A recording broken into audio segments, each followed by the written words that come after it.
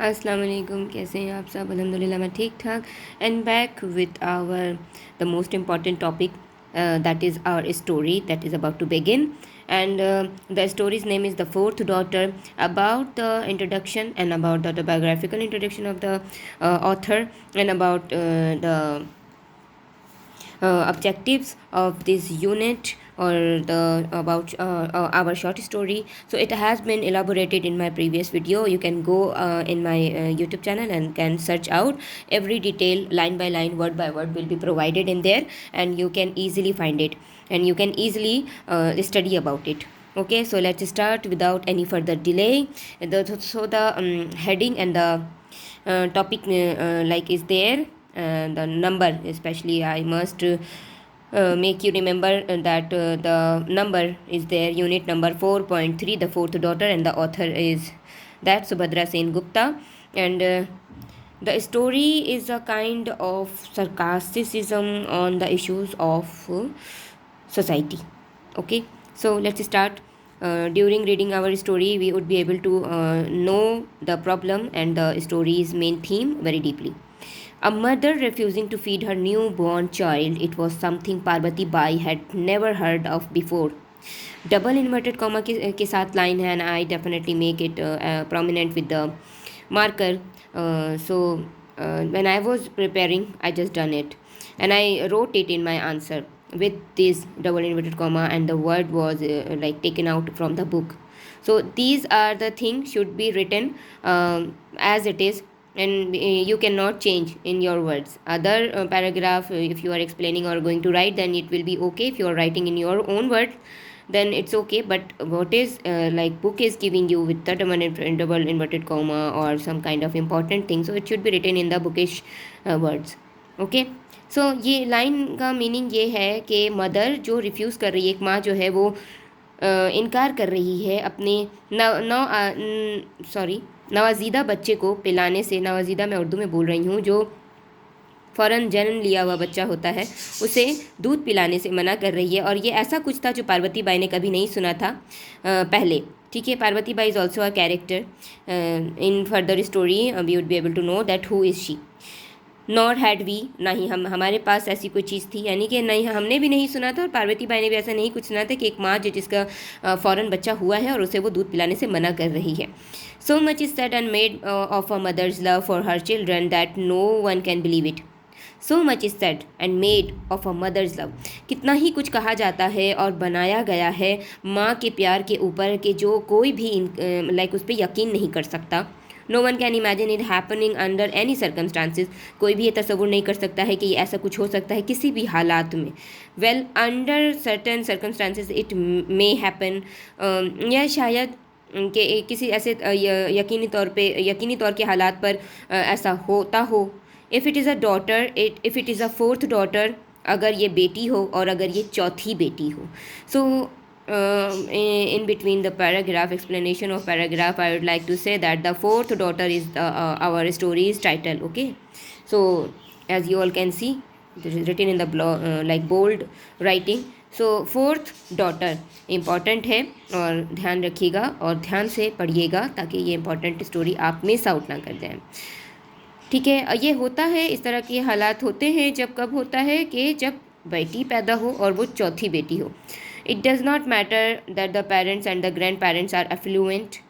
ठीक है, एफ्लुएंट का मतलब है पैसे वाला घराना, अच्छा घराना, नहीं कि एफ्लुएंट का मतलब ही है मतमूल, खाने पीने वाला, अच्छा। इसे हम अपनी ज़बान में पैसे वाला कह सकते हैं, पैसे वाले लोग कह सकते हैं। इट डज़ नॉट मैटर, ये भी मैटर नहीं करता है कि जब वालिदैन, पेरेंट्स या दादा दादी, ग्रैंड पेरेंट्स जो होते हैं वो अफ्लुएंट हों, अच्छे हों, खाते पीते घर से हों, अच्छे हों, उन्हें भी ये प्रॉब्लम है कि चौथी बेटी है। दे टू नीड अ सन, उन्हें भी बेटी की ज़रूरत है। ठीक है, perhaps more than the common people, शायद उन ऐसे लोगों को जो बहुत ज़्यादा पैसे वाले होते हैं, अच्छे घरों से होते हैं। अच्छे घरों से मतलब यही है, लिटरेचर एक्सप्लेनेशन के दौरान वर्ड्स का बहुत ज़्यादा ध्यान इसलिए रखा जाता है कि लिटरेचर ही आपको, ये एक तरह का अदब है, ये एजुकेशन का अदब, आपको लैंग्वेज का वे ऑफ स्पीकिंग और explanation of words very importantly आपको ध्यान देना होगा, और वो वेरी इंपॉर्टेंटली आपको समझना होगा कि आप क्या बोल रहे हैं और क्या समझ रहे हैं। तो एफ्लुएंट का मतलब यहाँ पे ये आ जाता है कि वो मतमूल घराने से ताल्लुक़ रखती थी वो फैमिली, जिसकी चौथी बेटी हुई है।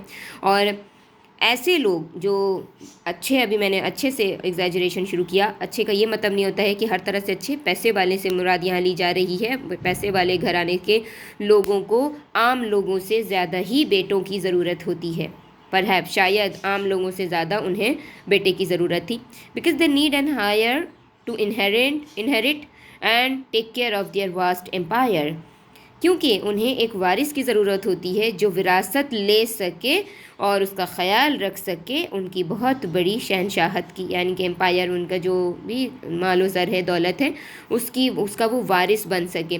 ऐसा कॉन्सेप्ट है वर्ल्ड वाइड लेवल पर, वर्ल्डली ये कॉन्सेप्ट है कि लड़का ही वारिस होता है। The family mention and the jewellery shop of सेठ भगवान दास इन दिस केस, और फैमिली का जो मेंशन है यहाँ वो मेंशन नहीं है, यहाँ मेंशन से मुराद जो है यहाँ नाम ले सकते हैं आप, और दूसरी बात ये बिल्डिंग ले सकते हैं आप, घर ले सकते हैं, बेंगलो ले सकते हैं, ये मुराद आप ले सकते हैं, इसका मीनिंग आप ये ले सकते हैं। और ज्वेलरी शॉप जो है सेठ भगवान दास की इस मामले में, ठीक है। And the logic is simple, और लॉजिक जो है बहुत सिंपल है। If there is no son to carry on the line, अगर कोई बेटा नहीं है इन चीज़ों को उठाने के लिए, लेने के लिए लाइन पे, their money would be scattered among relatives.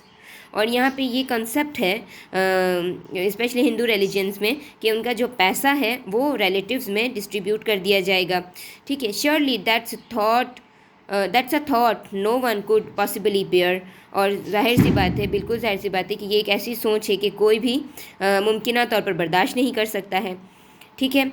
And let's move ahead towards our second paragraph. But refusing to feed her own child, फिर सवाल वहीं आ जाता है जहाँ से हमारा जो है पैराग्राफ स्टार्ट होता है, हमारी स्टोरी स्टार्ट हुई थी कि लेकिन अपने ही बच्चे को दूध पिलाने से रिफ्यूज़ कर देना, इनकार कर देना। बुक सवाल कर रही है, rejecting the child just because she is a daughter, rejecting a child just because she is a daughter, उस बच्चे को सिर्फ इसलिए रिजेक्ट कर देना क्योंकि सिर्फ वो बेटी है। Abandoning the famished crying child just because she is the fourth daughter. Abandoning like इसे ये कर देना, इसे बिल्कुल अबैंडन कर देना, अपने से अलग कर देना, हटा देना, खुद से दूर कर देना, ठीक है। एक भूखी प्यासी, कितनी प्यासी, डेफिनेटली अगर वो बच्चा उसी वक्त पैदा हो तो उसे फ़ौरन माँ की दूध की ज़रूरत पड़ेगी, तो वो इतना ज़्यादा भूखा है कि उसे फैमिश्ड का मतलब कहत ज़्यादा होता है कि उसके अंदर कहत पड़ी हुई है, वो भूखी है, प्यासी है और चीख रही है, और उसे उसकी माँ इसलिए सिर्फ रिजेक्ट करी क्योंकि वो चौथी औलाद है और वो बेटी है, ठीक है। तो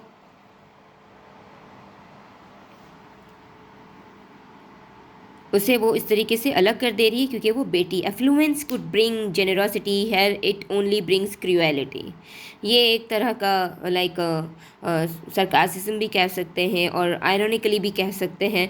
एफ्लुएंस शुड ब्रिंग जेनरोसिटी। एफ्लुएंशियंसी जो होती है वो पैसे वाले हैं, अच्छा है, तो उन्हें रहमदिली, नरम दिली लेके आना चाहिए, यानी कि एफ्लुएंसी जो है वो जेनरोसिटी ला सकती है, यानी कि नरम दिली ला सकती है। सखी होना जो होता है, रहम दिल होना जो होता है, देने वाला जो होता है, डेफिनेटली इस वर्ड का एक वर्ड मीनिंग है, एग्जैक्ट मीनिंग इसका ये है कि जेनरस, देने वाला, ठीक है। जेनरोसिटी, सखावत, देने वाला, रहम दिल और करने वाला, यानी कि ये जो यहाँ पे एफ्लुएंट से एफ्लुएंस वर्ड जो है वो बहुत ज़्यादा जिसके पास है, मतमूल है, एक चीज़ बहुत ज़्यादा, यानी कि पैसे हैं तो बहुत ज़्यादा हैं, तो वो देने वाली शख्सियत होनी चाहिए जिसके पास अगर ऐसा है। लेकिन यहाँ पे ऐसा नहीं है, यहाँ पे बेरहमी आई है और सख्त दिली आई है। तो मैं इस पैराग्राफ पे ही अपनी ये वीडियो को ख़त्म करती हूँ और नेक्स्ट वीडियो में भी इंशाल्लाह ताला बहुत अच्छे से एक्सप्लेन करने की कोशिश करूँगी। Come to the comment section, tell me where if I am lacking and what word should you know it more properly than I if I am not exaggerated it properly, and do not forget to like and subscribe. आज के लिए इतना ही, जज़ाकल्लाह।